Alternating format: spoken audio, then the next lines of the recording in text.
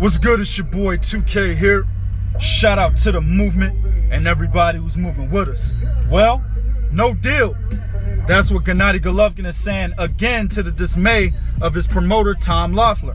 Now, if you watched my last video where I gave you an update about Deontay Wilder agreeing to the offer that Eddie Hearn had given him to have the fight with Anthony Joshua in the UK, in the same video I talked about how Canelo and Triple G are back in negotiations for a fight in September. Oscar De La Hoya offered Triple G 42.5% after Triple G went down from 50% to 45%. Now, this was the counter offer. You know what I'm saying? And again, Triple G has turned it down, while Tom Loeffler believed that they should have taken the deal because it was a good deal, just like 40% was a good deal. Put it on record that Tom Loeffler has been wanting this fight since they were offered 40%. And Triple G is the guy that keeps turning it down. Now, I know what you fans are going to say. Oh, he should get 50%. You know, Canelo's a fucking cheater. Fucking Clembuto beef tips. All right, listen. And I already talked about this shit. Go down a couple videos on my channel. I talked about why Canelo, regardless of the fact that he popped hot from taking clenbuterol, he is not obligated to give Triple G 50%. And the reason is because he is still the bigger draw. He's the more popular name. Canelo puts more asses in the seats. Canelo is the reason why this fight is more intriguing to the majority of the fans, because of his popularity base. Understand? Also, let me say this. If you want to get pissed off that Triple G is not getting 50%, you should get mad at his team, because Tom Loeffler, K2, and 360, they don't have enough clout to overdo anything that Oscar De La Hoya and Golden Boy does on Canelo's side, right? Get mad at the fact that those guys don't have enough power on their end to get their fighter, your favorite fighter, Triple G, 50%. They don't have enough fucking power. Oscar De La Hoya, whether you like him or hate him, you disapprove of him wearing fishnets, lipstick and dresses and shit, all of that, he's still one of the most powerful guys in the sport. He's one of the most influential. And he's more influential and more powerful than Tom Loeffler and the whole motherfucking K2 360 team. Therefore, when he has a better marquee fighter in terms of popularity and name recognition, he's not going to give anybody 50%. And I gave you guys the same example I'm about to give you now in that video I did a few days back. Guys like Oscar De La Hoya, we'll use him since we're talking about him. When he was the man and he was fighting Floyd Mayweather didn't get 50%. He had to get 25%, right? When Floyd Mayweather was the man, he didn't give nobody 50%. Hell, Floyd Mayweather was getting $35 million guarantees from Showtime, and he still didn't get nobody 50%. He didn't even give Manny Pacquiao 50%.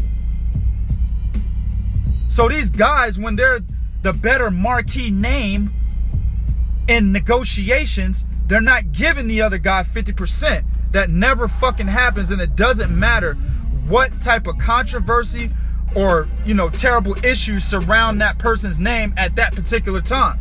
Doesn't matter. The only way Canelo loses his luster, his fan base, is if he starts losing fights. That's how this shit works. Or he just becomes completely inactive for years at a time, and then fans, they lose their attention. They're not attracted to him anymore, right? Because he's no longer fighting in the ring. Now he's just an inactive fighter.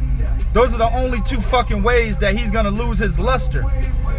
And as long as those two things aren't happening, Triple G will continue to be the B-side in this particular negotiations. And as long as he's the B-side, he's gonna have to take less than 50 fucking %. That is business 101. It doesn't matter how much you like a guy, and it doesn't matter what the fuck controversy is following him at that time, people. Damn, man. So this is another dumbass move by Triple G. And again, a lot of people want to talk about, oh, he's got all the titles. Again, he had all the titles in the first matchup. What'd he take? 35%. Titles don't have the precedence they used to have. It's all about name recognition.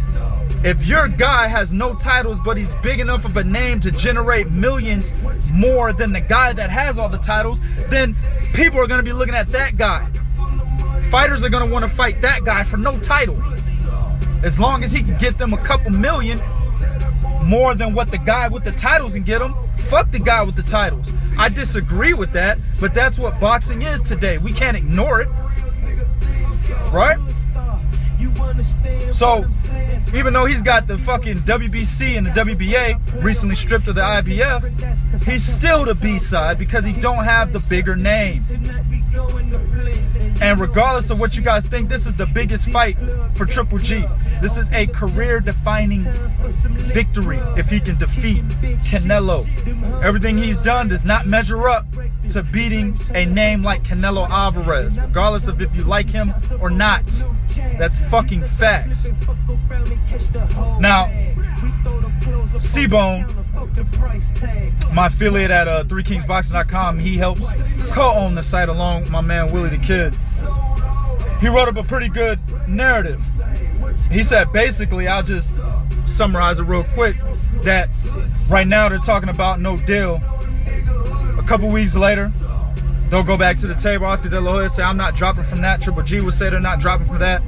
Then a couple weeks after that, we'll find out we're having a fight. Basically, he's saying there's too much money on the table for people to walk away from it. And I agree with that. There's too much money on the table from either side to walk away from it. Canelo's not going to make as much money as he will fighting Triple G, fighting anybody else, and the same for Triple G. So this is a big money fight for both teams and both teams' camps. So as long as that is still a fact, I feel like that fight will still get made. If not this September, next May. But as of right now, what we're working with, Triple G denied the fucking fight again to the dismay of Tom Loeffler, his promoter, right after his promoter said, hey, I want the fight. I thought we were going to get the fight. It's the second time Triple G's done it. So if Oscar De La Hoya decides to turn his back, we might get fucking Spike O'Sullivan again. He might be back in the mix. That's what we're working with right now. Also, you got the WBC mandatory Jamal Charlo. He's been dropped from the IBF rankings, so he's definitely going to go the WBC route. WBC is actually waiting to see if Canelo Triple G could get made, but in the process, if it doesn't, they might mandate that fight. So, is this really the domino effect again with Triple G? I don't know. We'll see. YouTube, do what you do in the comment section and let me know what you think. It's real talk for real fans. One.